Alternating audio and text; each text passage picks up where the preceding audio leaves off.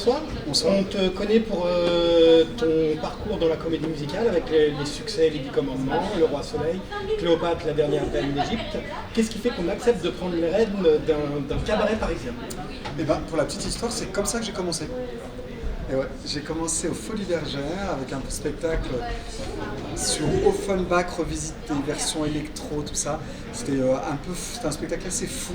Et 20 ans plus tard, et ben, je renoue avec cet univers un peu particulier qui est le cabaret, où c'est une vraie écriture un cabaret. C'est pas, on ne fait pas un cabaret comme je peux faire un opéra, comme je peux faire une comédie musicale ou une cérémonie d'ouverture pour un stade. C'est vraiment une écriture à part. Quand ils m'ont appelé, pour être très honnête, j'avais refusé 2 fois auparavant, parce que pour une histoire de rendez-vous manqué, c'était pas possible pour moi de le faire. Et puis là, c'est tombé au moment où, pour être très honnête, j'étais sur un projet qui me... Je n'étais pas très à l'aise, il y avait plein de choses qui me donnaient pas envie et tout ça. Et j'avais pas encore signé le contrat, et je leur ai dit, bon écoutez, je vais arrêter, je suis pas séduit. Et de revivre une expérience de cabaret au Paradis Latin, qui est un endroit mythique, le premier cabaret parisien et tout, je dis, bah c'est peut-être le moment. Voilà. Vous savez toute mon histoire. Tu as parlé du fait que c'était une vraie écriture. Ouais. Comment justement tu as envisagé, tu as écrit ce livret? Alors c'est assez étrange parce que je dis que c'est une vraie écriture et en même temps j'ai pas voulu faire comme les autres cabarets. C'est-à-dire que je me suis dit, moi j'adore le cabaret, vraiment. Il y a des très beaux cabarets à Paris. Après je dis, bon, comment moi je vais me démarquer? Donc, par exemple, dans les autres cabarets, on vient dîner et après il y a un spectacle. Et moi j'ai dit, bah tiens, je fais beaucoup d'événementiels, des lancements de parfums, entre guillemets, de luxe ou autre chose. Et à chaque fois, on fait vivre une expérience aux gens qui viennent. Mais qui sont des gens qui sont un peu privilégiés, comme vous les journalistes, comme les people, voilà, qui ont accès à ce genre de soirées-là, qui sont des soirées complètement folles. Et je me suis dit, mais comment le public pourrait vivre ça? Et donc j'ai dit, au moment où les gens vont rentrer au Paradis Latin, dès qu'on ouvre les portes, il y aura les artistes qui seront sur scène, qui seront dans la salle, qui vont être en déambulation et ils vont vivre des expériences un peu différentes. Il y aura des sous forme d'happening et tout ça. Donc déjà ça, je me suis dit, ça c'est une vraie différence. Et puis après, comme je vous l'ai dit, c'est le cabaret le plus vieux de Paris et qui a une vraie histoire. Donc j'ai lu plein de choses. C'est Napoléon qui a désiré le Paradis Latin. Le Paradis Latin brûle. Et c'est Gustave Eiffel qui reconstruit le Paradis Latin pendant l'exposition universelle. Et je me dis, bah déjà ça pour moi c'est l'autoroute. Donc déjà l'ouverture, ça peut être que Napoléon qui le fait. Voilà, je me suis vraiment servi de l'histoire pour transgresser après, parce que j'ai pas fait un spectacle historique. Mais en tout cas, ça a été mes bases, c'est les fondations de mon écriture. Et puis après, je me suis laissé emporter par quelques envies et fantasmes. Voilà. Du coup, il y a une différence quand même entre le musical et le cabaret? Ah, bah oui. Ou les soirées masquées du château de Versailles? Ouais, mais non, mais à chaque fois, j'espère que je fais des choses différentes parce que sinon ça serait triste. Et puis en plus, pour moi, c'est une chance d'avoir de travailler sur des exercices qui sont complètement différents. Après, il y a quand même la touche Kamel Wally, hein, je ne vais pas mentir, c'est moi. Je ne vais pas m'inventer. En tout cas, même si j'essaie de me réinventer, je ne peux pas être quelqu'un d'autre. Moi, j'ai une identité dans laquelle voilà, je me sens bien et je ne vais pas faire un truc que je ne sais pas faire. Donc, ouais, pour moi, c'est des exercices qui sont complètement différents, qui s'adressent aussi à un public un peu différent. Et puis, déjà, par exemple, un musical, c'est un spectacle familial. Alors, je dis ça, et en même temps, je vois des fois des enfants ici, et qui s'éclatent à regarder le spectacle. Et souvent, on voit des familles venir. Moi, à la base, quand je l'ai écrit, j'ai dit que ça serait un spectacle pour adultes. Et en fait, c'est vrai que les gamins, même s'il y a des filles un peu dénudées et tout ça, ils n'ont pas du tout la même vision que nous, adultes, on a. Mais au début, non mais pour être très honnête, j'étais choqué. Sinon, mais le gamin, il va pas regarder ça. Et en fait, il le voit, il s'éclate, il a ça là. Alors, au début, il va dire, allez, coucou, et tout ça. Et puis après, au bout de 2 secondes, c'est du spectacle. Et il a pas du tout la même vision que nous, adultes, on peut avoir. Et donc, c'est vrai que finalement, je me dis, pourquoi pas venir en famille? Voilà. Bon, alors, voilà, c'est des exercices différents et qui sont aussi prenants les uns que les autres. Et puis en plus, là, ici, ça a juste été... c'est la première fois que je travaille autant dans l'urgence. C'est-à-dire que 3 mois avant la revue, 3 mois et demi avant la revue, avant la première, je ne savais même pas que j'allais faire ce spectacle. Pour la petite histoire, un spectacle, c'est à peu près 2 ans de création avant de voir le jour, quoi.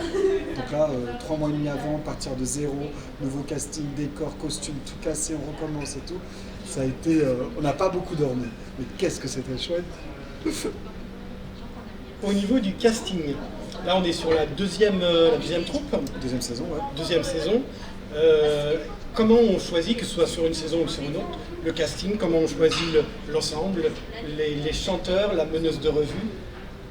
Ben alors justement, tu as dit un mot, c'est l'ensemble. Et ben moi je veux tout sauf un ensemble. C'est-à-dire que mon casting, je le traite de façon très très particulière. Alors ça aussi, je voulais me différencier des autres cabarets parisiens, ou même mondiaux. C'est que, allez, on va dire que 95% ou 90% du casting, les gens se ressemblent entre guillemets, mais avec des tailles bien précises, la plupart sont blancs. Et moi là, j'ai dit, alors je veux la black, la blanche, la blonde, l'asiate, je veux tout. Et je veux aussi des tailles différentes. Je veux pas qu'elle fasse toutes 1m75. Non, s'il y a une fille d'1m60 qui danse super bien, qui moi m'interpelle, qui a une personnalité forte, je la prendrais même à côté d'une fille d'1m84. Et donc vraiment c'est comme ça que j'ai construit ma troupe et c'est comme ça même pour la deuxième saison. C'est ce qui m'a inspiré pour cette revue-là. Et alors là du coup on a été auditionné en Italie et en Angleterre. Mais sachant qu'en Angleterre, il y a des danseurs du monde entier qui viennent beaucoup plus qu'en France, et puis aussi en France bien sûr.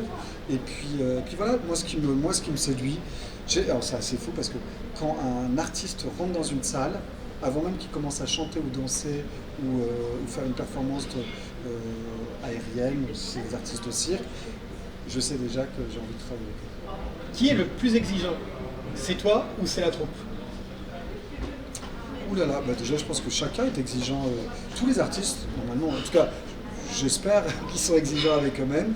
Après moi, je suis quelqu'un de très exigeant, je pousse les gens à ne jamais rester sur leurs acquis, parce que déjà moi le premier, je me mets en danger, tu l'as dit tout à l'heure, je peux très bien faire une comédie musicale, une chorégraphie pour un artiste français ou international, une cérémonie d'ouverture d'un stade, et après faire un opéra, une télé, moi, plein de trucs complètement différents, donc je me mets en danger.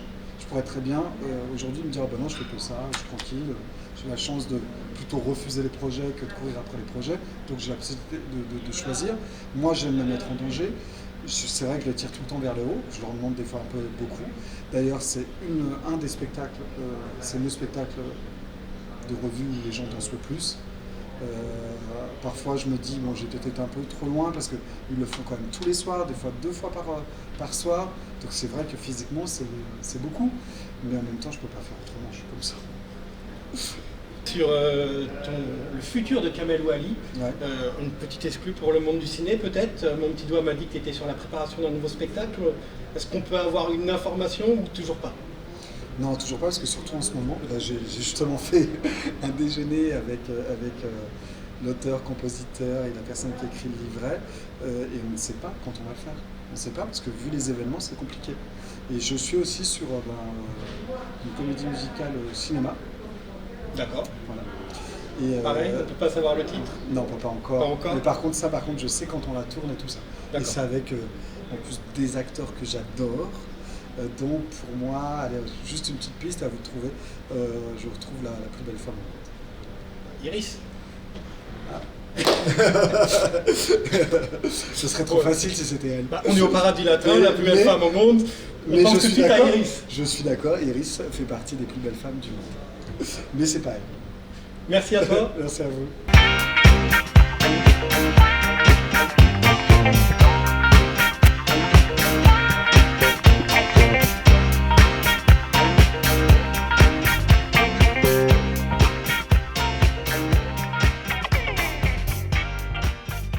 Solène, bonsoir. On est à quelques minutes de la réouverture du Paradis Latin pour sa revue L'Oiseau Paradis. Comment on se sent ce soir en particulier à quelques minutes? Alors écoute Aurélien, je me sens privilégiée, je me sens honorée, chanceuse, je suis très excitée à l'idée de reprendre après tous ces mois d'attente et de très grandes pauses. Et voilà, je suis très heureuse d'être là. Tu le vis plutôt comme un nouveau spectacle ou une vraie première? Alors je le vis pas comme un nouveau spectacle, mais je le vis comme une redécouverte par contre. Voilà. C'est une nouvelle approche, c'est super excitant. Est-ce que c'est facile de passer de Dina le Dino, de Jules Verne le musical, à meneuse de revue dans un cabaret parisien?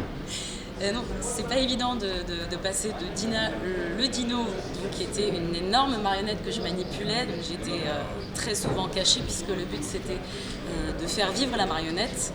Et pour ça, il faut apprendre à s'effacer en tant que comédien.